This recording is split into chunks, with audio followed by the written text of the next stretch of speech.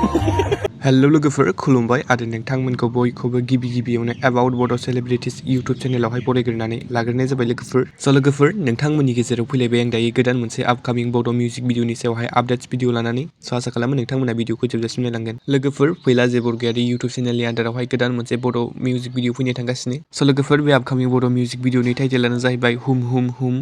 ओमफ्राय लोगोफोर बे मिउजिक भिडिअआव जों गाहाय फाव खालामनायखौ नुनो मोनगोन बर'निनो मुंदांखा फेस्ला फावखुंगुर लोगोसेनो फिल्म डाइरेक्टर फैला जे बरगयारी बिथांजों लोगोसे बर'निनो मुंदांखा फावखुंग्रि रिजु मनि सरगयारी बिथांमोनखौ।